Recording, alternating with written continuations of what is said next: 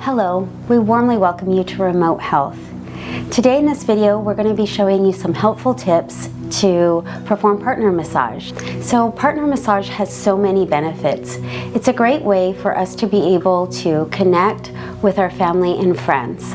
So one of the things that we want to make sure that we're taking care of, first and foremost, is ourselves, and then of course the person that we're doing the massage on. So how can we do that? First of all, one of the main challenges I hear is that people feel like they get fatigued very easily when they're doing partner massage. So how can we sidestep this? A great way is to be able to use our upper body weight. So when we're working on someone, we want to make sure that their back is totally accessible to us. So a great way to do that is to have the person that we're working with sit down in a chair, and then we can actually have them fold their arms like this and place their forehead right on their forearms, and then they're going to place their forearms on a table or desk in front of them, and then we would stand behind. Obviously this gives us access to the whole back, and it also allows us to be able to use our body weight as a way to intensify the massage. Of course, we can also perform partner massage on a mattress or a bed, and once again we want to remember as we're moving to make sure that we use our upper body weight. Sometimes people get caught up in trying to use their hands, and that's great.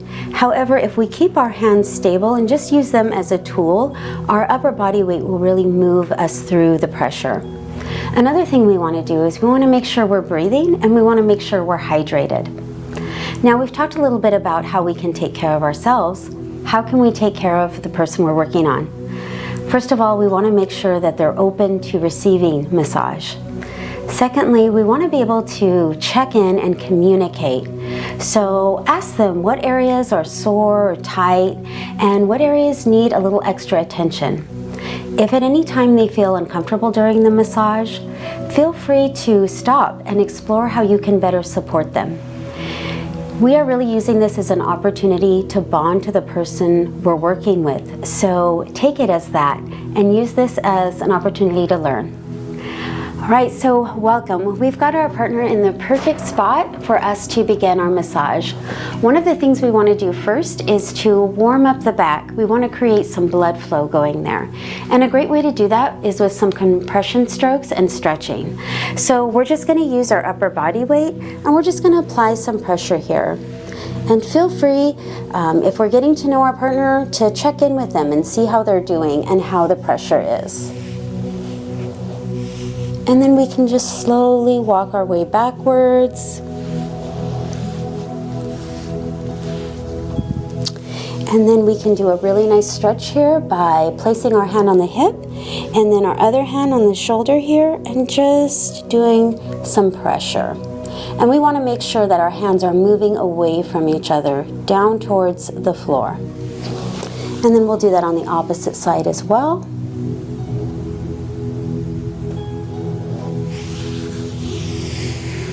And then we're just going to work our way back up.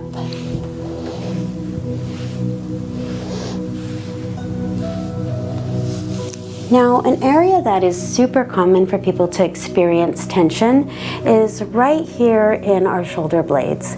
So we want to be able to access the muscle tissue underneath the scapula. So how can we do that? Well, a great way for us to do that would be to lift the hand, and we're going to place it right here on the hips. And we want to let our partner know that they can relax this arm. They don't need to hold it up for us. And so we can also assist them if we need to, just by placing our hand here, or we can even put our leg underneath here. And then we can move our hands right over here, and we'll notice that this whole scapula bone is now raised. So we can use the side of our hand and just create some nice pressure strokes there. Once again, we're going to be using the weight of our body. Now, as we're working in here, we might notice that there's something that feels maybe tight or ropey, and so we can actually do a more intense pressure with our thumbs here. And once again, we're just going to be using our whole body weight to access that.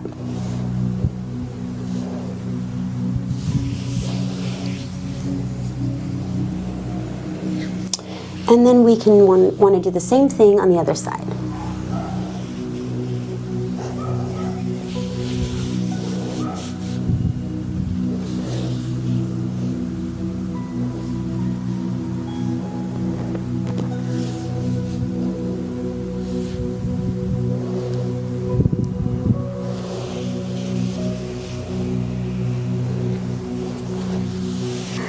So we want to have a really nice flow to our massage. So doing something like this, a transition stroke, is really great to just keep everything connected.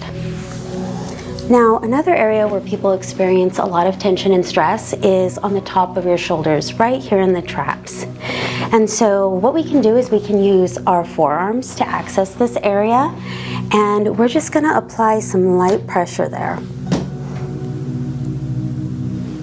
And then we're going to work our way around the tops of the shoulders.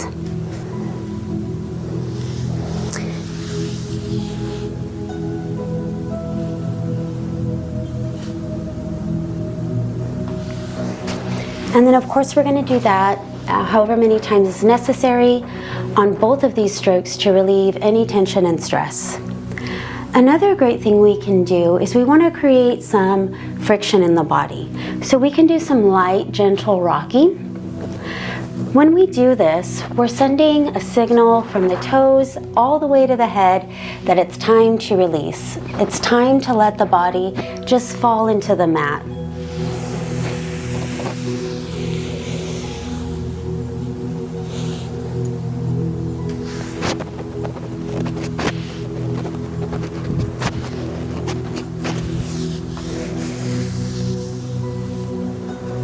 So another area that's really common is our neck to have tension. And we're going to want to work in this area here in her neck.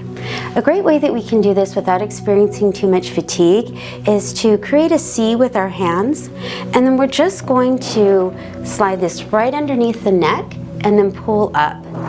So what we're doing is, instead of using the strength in our hands, we're actually using her own body weight to relieve some of the tension in her neck. So we're just going to let that roll, let our fingers roll all the way up her neck. And then you'll notice when you get towards the head, there's a nice little part of the skull that curves out, and that's called our occipital ridge. It actually creates a perfect ledge for us to slide our fingers underneath and then create a really nice stretch. So we'll just let her experience that stretch.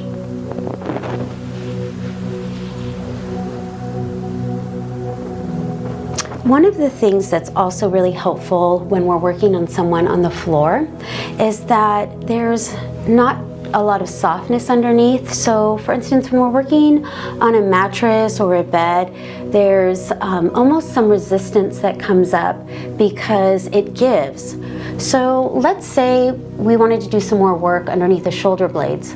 Well, we can simply slide our hands underneath and then do some extra work there if our partner requires more intensity in their massage. Now, a great way to finish up partner massage is to massage the scalp. And it just is relaxing, and it creates blood flow there, and it feels amazing. So if you feel comfortable, you can also rotate and then get right underneath, and you can also access more of the muscles in the neck that way.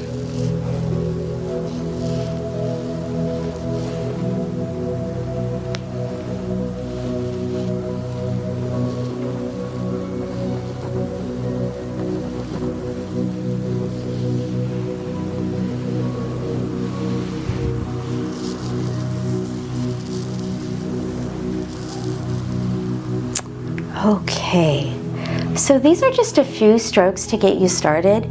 Feel free to explore with your partner and to use these strokes on other areas of the body. Thank you so much for joining us here on Remote Health.